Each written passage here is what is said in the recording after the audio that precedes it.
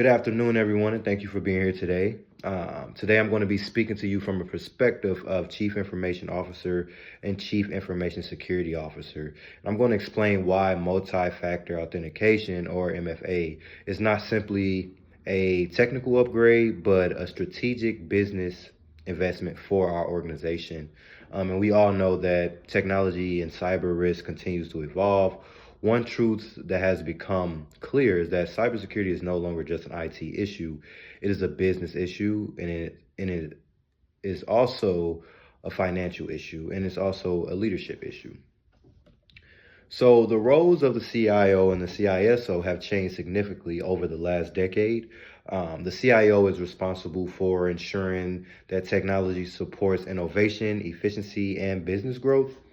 The CISO is responsible for ensuring that those systems are protected, so they are compliant, resilient, and against attack for the users or the organization that use this. And together, these roles are operating at the executive level, guiding decisions around cloud adoption, data governance, regulatory compliance, and organizational risk. And during a cyber incident, leadership is measured not just by how quickly systems are restored, but how clearly leaders communicate and protect that organization. So why does all of this matter? One of the most critical skills in cybersecurity leadership is communication. Technical teams may think in firewalls and threat logs, but executive thinks in dollars, reputation, and risk. And our job as a leader is to translate cyber risk into business impact, speaking from the CIO and the CISO. Clear communication drives funding decisions, improves policy compliance, and builds trust across the organization. Often, research confirms that cybersecurity programs are most effective when leaders communicate risk in ways that aligns with business priorities and stakeholder understanding. Communication is not a soft skill in cybersecurity. It's a security control. Like, how are we going to control this solution that we have here? So the current threat and landscape, today's threat environment is more aggressive than ever. Phishing attacks, credential theft, ransomware, and insider threats continue to rise across all industries, especially in financial and healthcare institutions.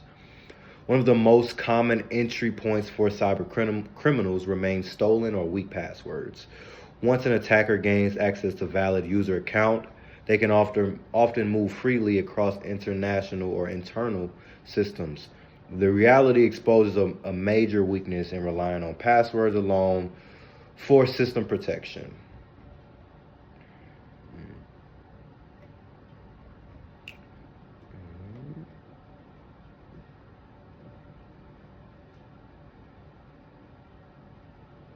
So why does this matter? MFA adds multiple layers of verification to users' access. Instead of relying on something like a password, MFA also requires you to have such as a mobile device, something that you use daily and is specific to you, or something, that is a biometric scan. Even if a password is stolen, MFA acts as a barrier that stops unauthorized access. This single control significantly reduces the success rate of phishing and credentialing based attacks. So let's talk about the cost, risk, and return of investment. So the estimated cost to implement a MFA across our organization is approximately $200,000, including rollout, ongoing technology, and support. Now compare that to the cost of a single major data breach. Industry estimates place that average breach costs about $5 million or more, especially when accounting for legal exposure, regulatory penalties, operational downtime, and reparation of damage. The return on investment is very clear. Preventing just one breach offsets years of security investment. MFA also strengthens our positions with regulators, improves cyber insurance standing, and enhances customer, which would be us in this situation, trust for today's market. So the implementation strategy, how are we going to make this work and roll this out for our agency? So Our recommended rollout for a structured 4-month approach. Month 1 focus on technical planning, vendor setup, and system configuration by the IT department. Month 2 centers on internal communication and workflow education. Month 3 begins a controlled organization-wide deployment. And month 4 focuses on feedback, optimization, and performance monitoring. We recommend prioritizing high-risk department first, finance, human resources, and IT, because these teams have the greatest exposure to sensitive data systems across. And we also propose using a user-friendly authentication method, such as mobile push notifications and biometrics, to minimize workflows, distributions, while maintaining strong security.